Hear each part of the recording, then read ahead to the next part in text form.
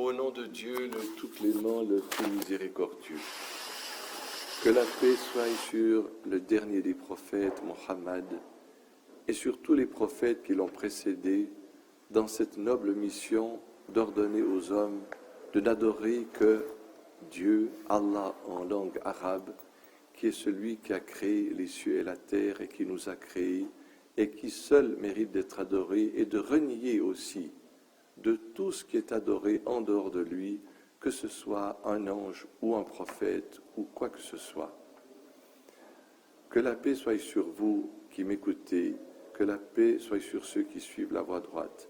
Je vais vous entretenir aujourd'hui de l'origine de la Bible. Or, il faut le savoir que avant 1455, qui était la découverte de l'imprimerie par Gutenberg, la Bible existait sous forme d'écrits à la main qui étaient conservés par l'Église catholique. La première Bible imprimée a été celle de Gutenberg aux environs de 1455, c'est-à-dire il y a environ 500 ans. Aussi, lorsque Dieu révéla le Coran à Mohammed, la paix et la bénédiction de Dieu soient sur lui, au 7e siècle, le Coran ne parle pas de la Bible. Le Coran toujours mentionne les rouleaux d'Abraham, la Torah de Moïse, les psaumes de David, d'autres livres qui ont été révélés à d'autres prophètes, et l'évangile donné à Jésus. Non pas les évangiles, comme on le voit aujourd'hui, 4 évangiles parmi 61 évangiles déclarés apocryphes et 4 déclarés conformes au canon par les pères de l'Église, non pas 4 évangiles suivis de 23 petits livres qu'on appelle l'Évangile. C'est un seul livre qui a été révélé à Jésus dans le Coran qui s'appelle l'Injil, c'est-à-dire au singulier, l'Évangile, et non pas l'Anagil, les évangiles ou les 4 évangiles. Il faut savoir que aussi le mot livre existe dans le Coran. Quand Dieu parle du livre, c'est-à-dire de son livre, c'est le livre éternel de Dieu, dont la Torah, les psaumes, les rouleaux d'Abraham, l'Évangile et les autres livres ne sont que des parties du livre éternel de Dieu. Or, la Bible elle-même atteste que la Torah de Moïse a été brûlée. Si vous ouvrez le 2e livre des Chroniques au chapitre 24, vous verrez qu'il y avait dans la maison de Dieu à Jérusalem la Torah.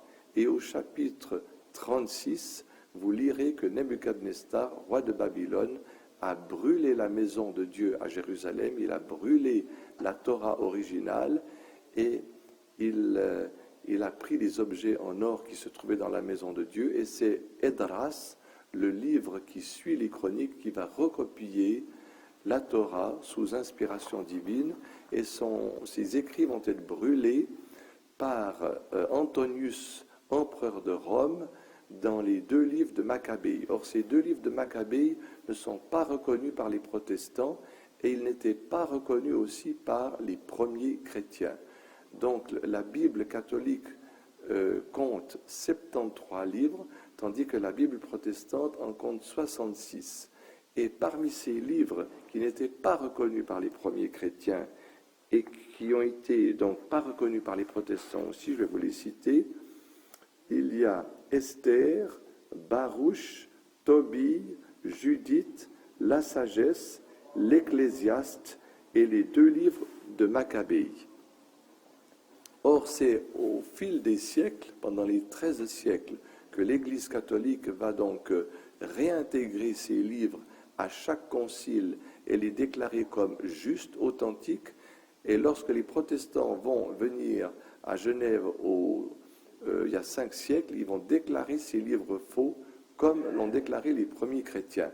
Donc, ceci est une preuve irréfutable que l'opinion des premiers chrétiens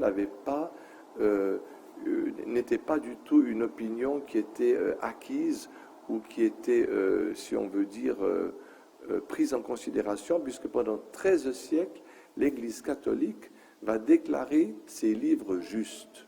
Donc, les protestants Et surtout les évangélistes qui sont apparus au XXe siècle, qui ne cessent de critiquer l'Église catholique, par exemple, qui sont opposés à l'Église catholique, et l'Église catholique qui les considère comme une secte, ainsi que le protestantisme, à juste titre, c'est vrai, parce qu'on peut dire que les protestants et surtout les évangélistes suivent la Bible à la lettre. Néanmoins, il ne faut pas oublier que pendant 13 siècles, c'était l'Église catholique qui avait la garde de ces écrits, et il était interdit pour un fidèle chrétien de posséder la Bible. Ce n'était que le prêtre qui avait le droit de lire les passages qu'il voulait à l'Église. Donc, les évangélistes et les protestants tiennent entre leurs mains une Bible, des écrits qui ont été préservés, qui ont été conservés par l'Église catholique. Donc il est très important et très intéressant aussi de voir ce que dit l'Église catholique au sujet de l'origine de la Bible. Allahu Akbar, Allahu Akbar.